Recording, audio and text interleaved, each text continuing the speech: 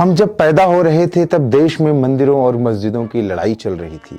एक तबका था जो अपने ढांचे के लिए खून बहा रहा था और एक तबका था जिसके भगवान ही बेघर थे।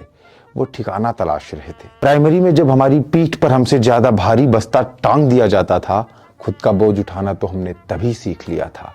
स्कूल की टाट फट्टी से लेकर कॉलेज की बेंच तक सब देखा है हमने।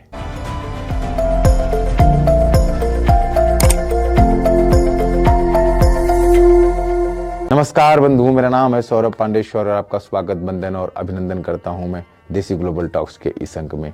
आज का ये वीडियो 90 के दशक में पैदा हुए सभी बच्चों के लिए है जो अब जवान हो चुके हैं, कुछ तो पिता भी बन चुके हैं। 90s के किड इस वीडियो को दिल से महसूस करेंगे, ये मेरा वादा है आपसे। इस वीडियो को अंत तक देखें और अगर आप भी 90s किड हैं तो महसूस करिए उस दौर को। हम 90 के दशक में पैदा हुए हैं जनाब।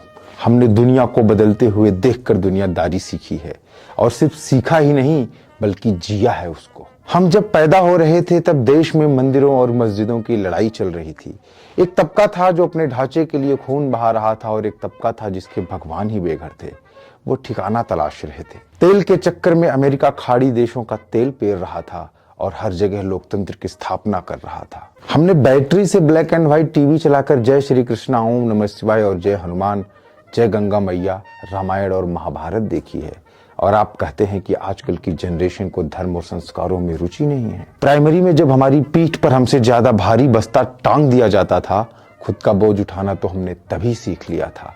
स्कूल की टाट फट्टी से लेकर कॉलेज की बेंच तक सब देखा है हमने। हमारे जूनियर हाई स्कूल आते आते ये दुनिया भारत में गठबंधन धर्म निभाती पहली गैर कांग्रेसी सरकार को कार्यकाल पूरा करते देख रही थी और संयुक्त राष्ट्र हिंदी में पहला अभिभाषण सुन रहा था। मजहबी लड़ाइयां और उनकी भेंट चढ़ती स्त्रियां हमने देखी। आप हमें इतना ही बता दीजिए कि मजहबों की लड़ाइयों की भेंट स्त्रियां क्यों चढ़ी। आप भूले तो नहीं, हमने ही अन्ना बाबा और दामिनी आंदोलन खड़ा किया था। हमारी ही जनरेशन के इन 18-20 साल के लौंडों ने उस वक्त मजाक मजाक में भारत के इतिहास में पहली बार किसी पार्टी को बहुमत दिला दिया और वर्षों से चली आ रही माँ बेटे बहू की परंपरा को झटके में रसातल में पहुंचा दिया। हमने उंगलियों से कब इतना कुछ कर दिया और आप हैं कि कहते हैं कि तुम अभी बच्चे हो।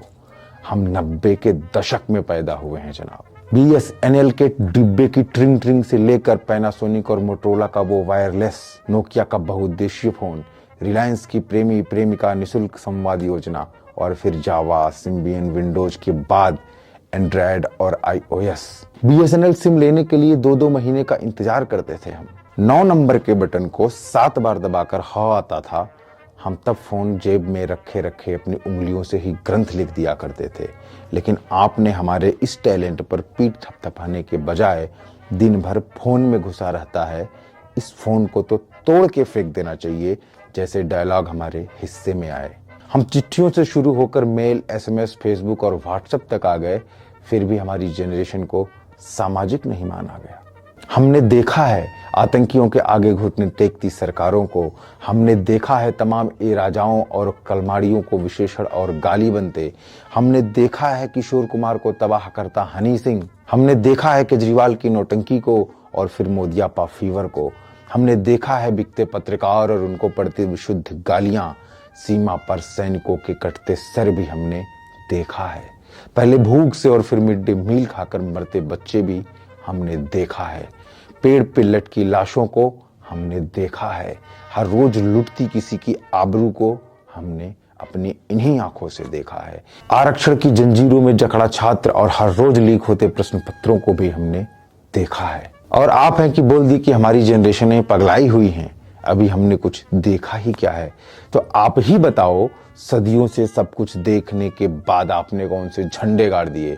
बाकी फिर से कह देता हूं, हमने सिर्फ देखा ही नहीं बल्कि जिया है इन तमाम चीजों को। अब जनरेशन गैप का रोना रोते हुए ये फिक्राना कसिएगा कि 26 इंच के कमर वाले लौंडे दिन भर पबजी और जुआ खेलने वाले कुछ अपवादों को छोड़कर सबको एक चश्मे से देखते हुए पूरी जनरेशन पर ठीकरा मत फोड़िए, क्योंकि हम 90 के दशक में पैदा हुए जनाब। हमने सब देखा है।